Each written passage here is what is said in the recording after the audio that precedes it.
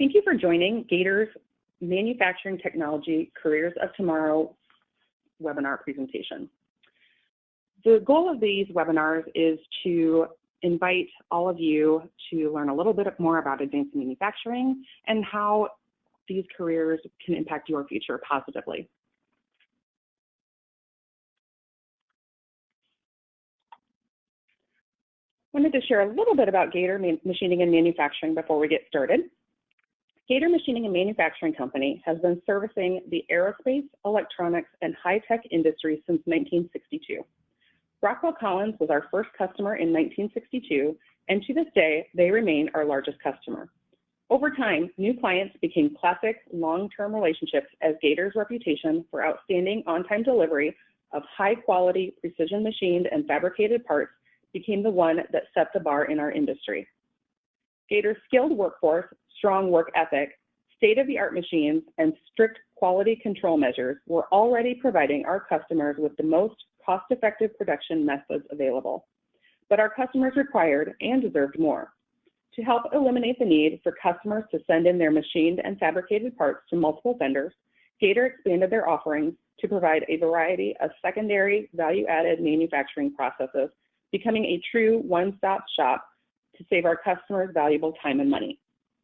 Over the years, our commitment to continuous improvement in production graduated to investing in continuous improvement for our workforce.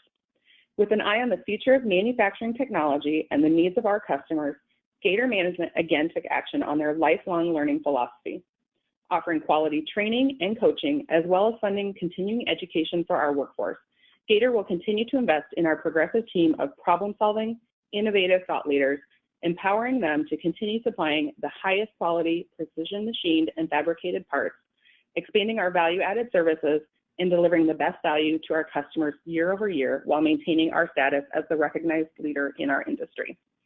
Over the next couple days, you'll hear more about Gator and how we really focus on the career development of our employees and providing, again, a living wage and sustainable employment for our employees.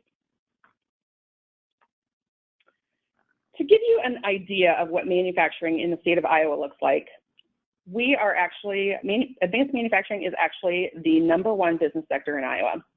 It probably automatically pops into your mind that it is, might be agriculture, and it's actually advanced manufacturing. Iowa is one of the few states where the manufacturing industry still flourishes, contributing 3 times more than the state's agriculture industry, which is not bad for the #1 producer of corn, eggs, pork, and soybean beans in the country. We make everything in the state from heavy-duty construction equipment, aerospace components, to microplastics that are used in medical devices. Iowa has more than 5,000 manufacturers, and we're an important part of Iowa's diverse economy. We also play a major role in the global marketplace. 88% of Iowa's exports are manufactured goods. And we combine a talented labor force and low operating costs and regulations that promote research and development, and you found an ideal location within the state of Iowa. Advanced manufacturing is actually Iowa's largest industry, and we contribute $28 billion annually to the state's economy. In 2016, Iowa exported $12.1 billion worth of manufactured and value-added goods out of the state. In fact, 32% of Iowa's counties are classified as manufacturing dependent.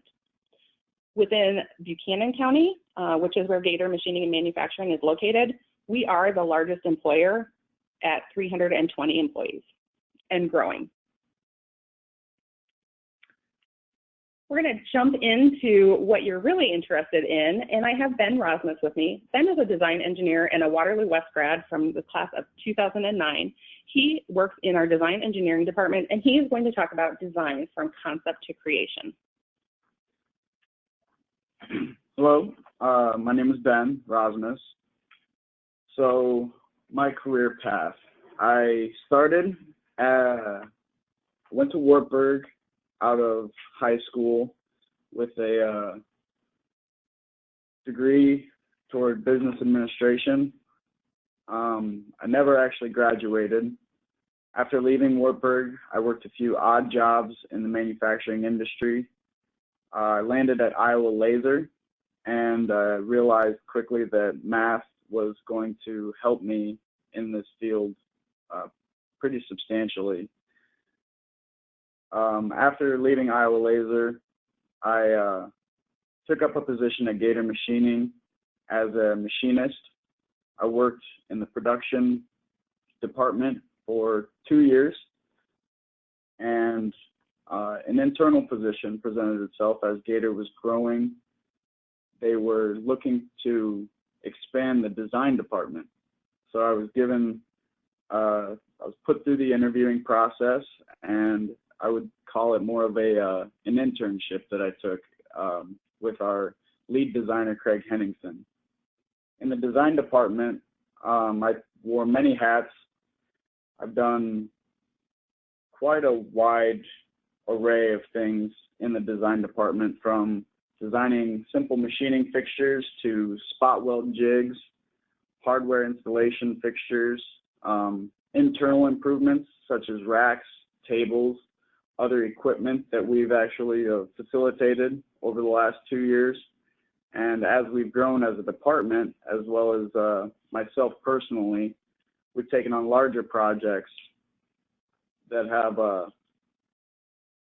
been much more of much more importance than where I certainly started.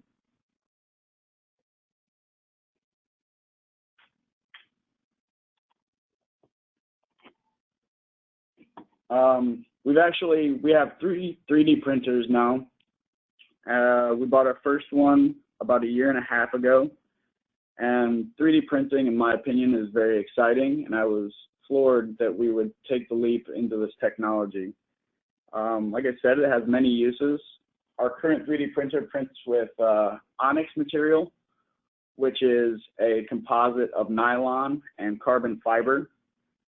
We print anything from simple jigs to fixtures for all departments, and typically we try to utilize this as much as possible, given the fact that conventional machining methods are unable to create some of the geometry that we use with our 3D printer. There's no programming, no machine time, basically no overhead. Something that might cost us $200 to $500 to produce, with the 3D printers costing us $8 a piece. And you're not losing any of the strength. It's lighter. It's much easier to use, and it's strictly safer. Not to mention, it gives us the opportunity to be introduced to the technology of 3D printing.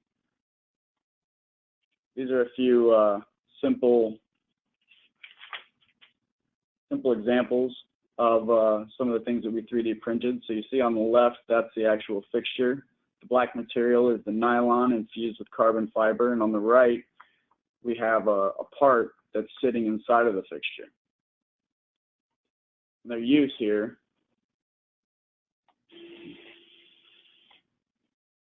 what they're doing is they are finishing the part. You have tabs on the outside that's extra material that we need to remove. You see how safe that is. They're able to use that fixture without getting their hands too close to the blade and not damage the part as well. It's sitting off of the aluminum table, and it's making it easy for them to maneuver, not scratch the part.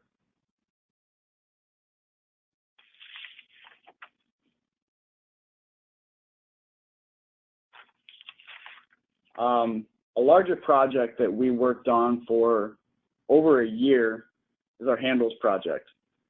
This project stems from a part family called handles and bar grips, which are giving us over $1 million in sales a year. Probably 10 to 20 different part numbers that are all fairly similar in size.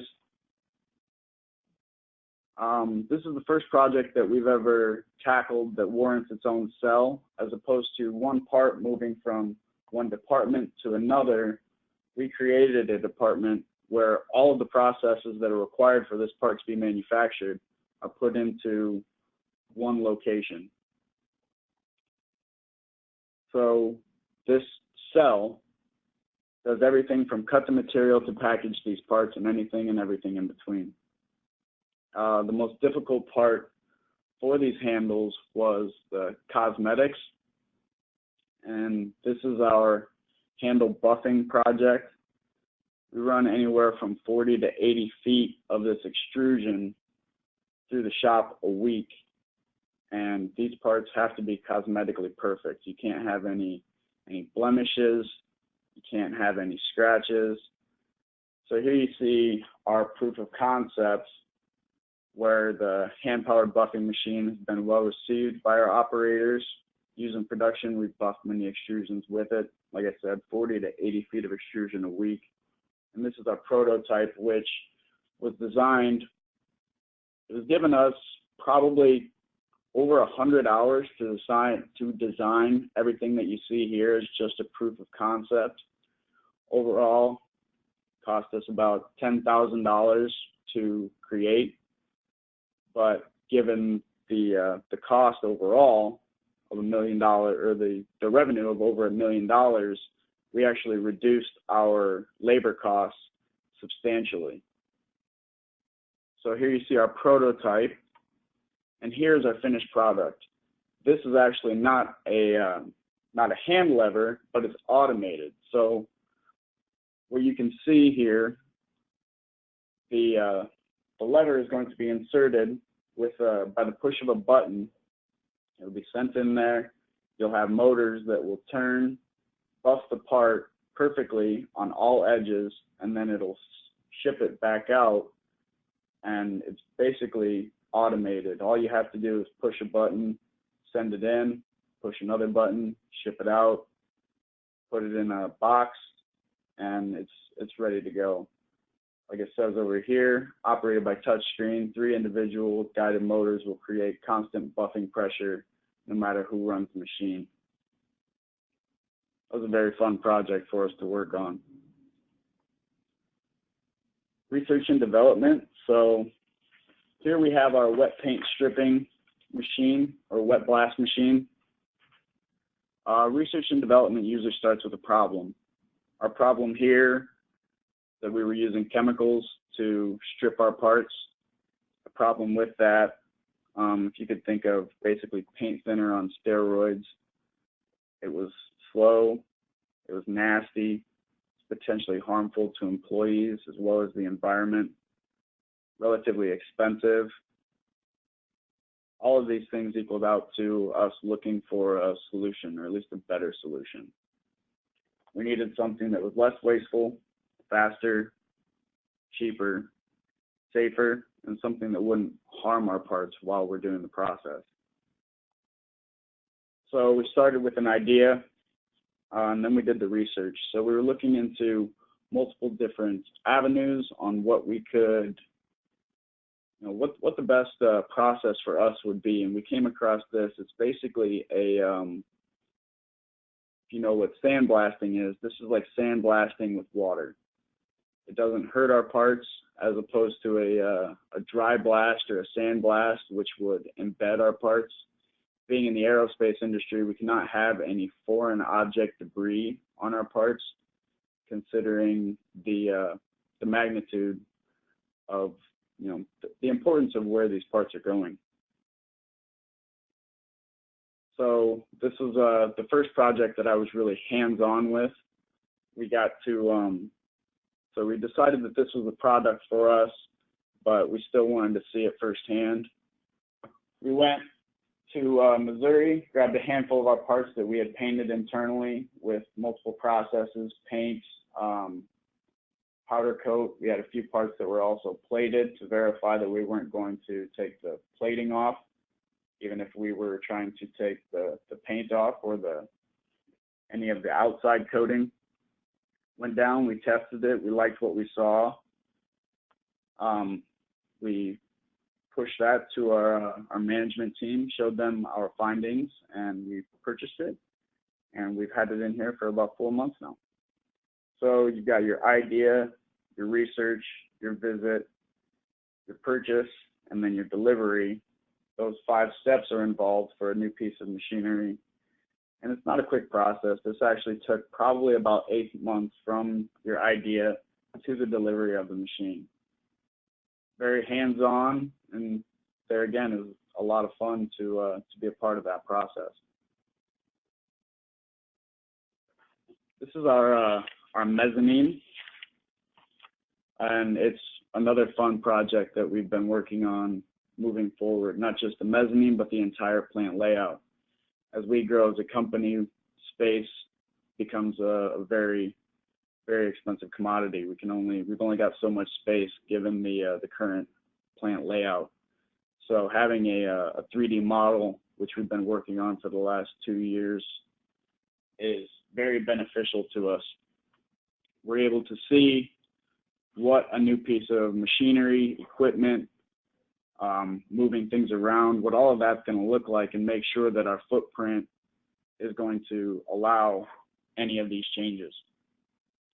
This mezzanine, which is basically a second floor back in our hardware department, saved us 1,600 square feet of floor space. The idea began just doing research and finding, this seemed to be the right fit for us. We looked at a few different used mezzanines, decided that they weren't going to work for the actual spot that we envisioned it going into. Working closely with management, our design manager drew up exactly what you see here on the left. That's a 3D model of what you actually see there on the right. They looked at it, verified that this is exactly what they were looking for in a visit to the manufacturer, and then it was brought to our facility. It was put up, and it's actually been very beneficial to us. As you can see there on the right, it's basically a second story in a manufacturing area. There was a lot of discussion as to what they were going to use it for during the research process, so whether or not we were going to put office space up there or possibly machines or operating areas, and they ended up deciding that the best place for it would be storage of finished goods.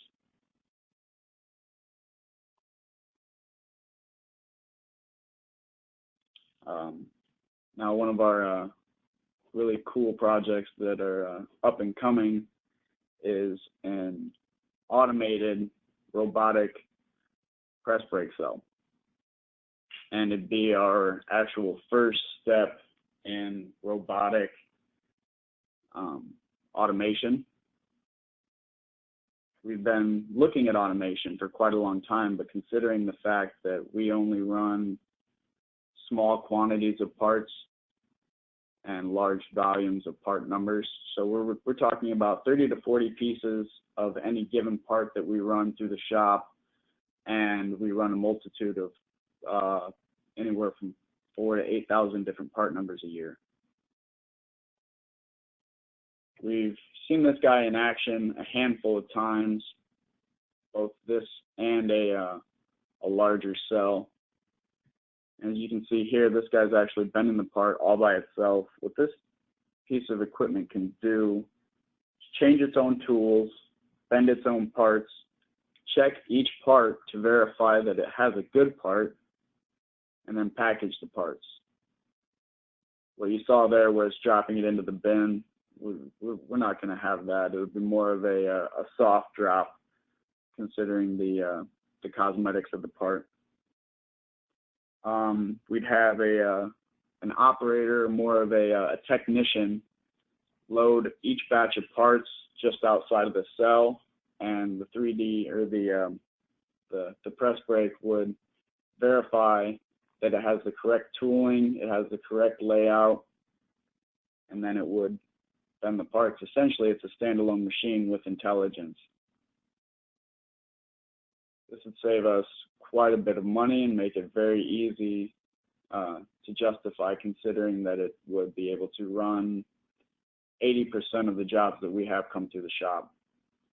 Once you've taught it how to run a part, theoretically it should be able to repeat that same process every time. So you're not having the same variables that you would have from a human operator, as well as the intelligence to know if it makes a bad part or not, makes it very valuable to us.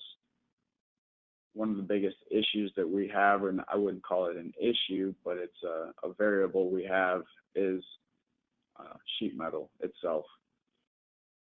The repeatability for a sheet metal piece is not nearly what it is for a machine piece.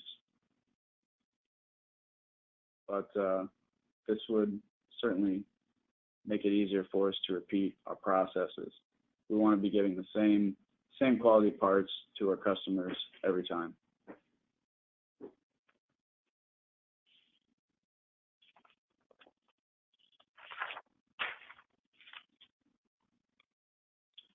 So, like Steve Jobs said, design is not what it looks like and feels like. Design is how it works. And like Amber kind of touched on, we're problem solvers here, always looking to improve our processes and make it as efficient as possible, as safe as possible. And it's always a challenge. You're always running into something different every day.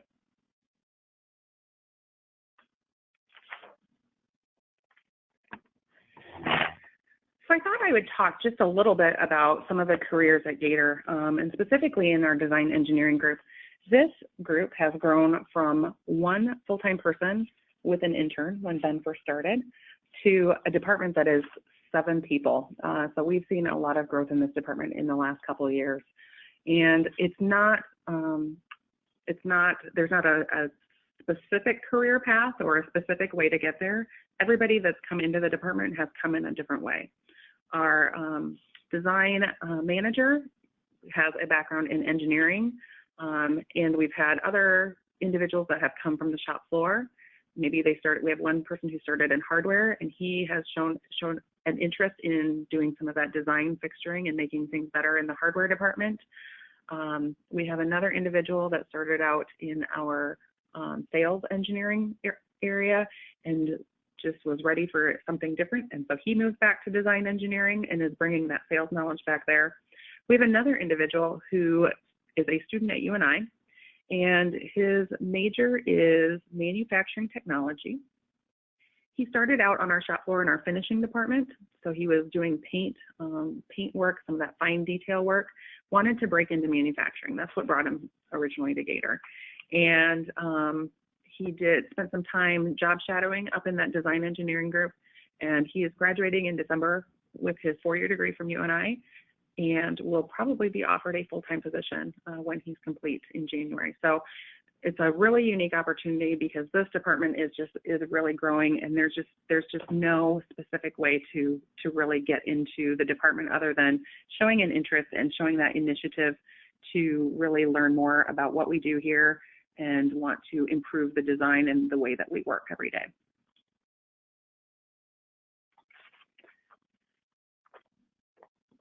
As promised, we are doing some drawings for your program. The schools that are chosen that will receive a $100 gift card of their choice. If you look on your invitation, teachers, that on the tail of the plane, there is a number, a 4-digit classroom code. And our winning program for today is classroom code 3704. And if you have that classroom code on your invitation, please send an email to studentoutreach@gator.com to claim your prize. We'll be in touch and get you the requested prize as quick as we can.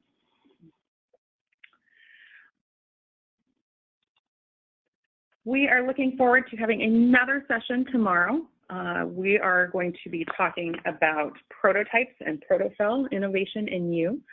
Our speakers tomorrow are Derek Nading and Jordan Rasmus. Derek is a programming engineer.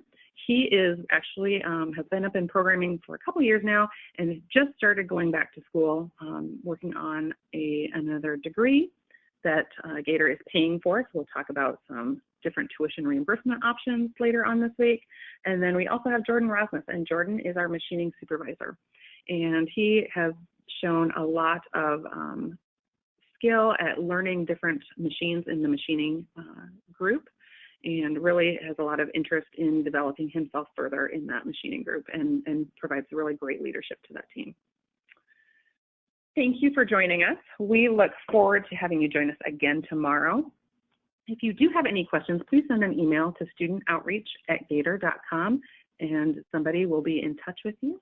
Otherwise, have a wonderful day, and we hope you can join us again.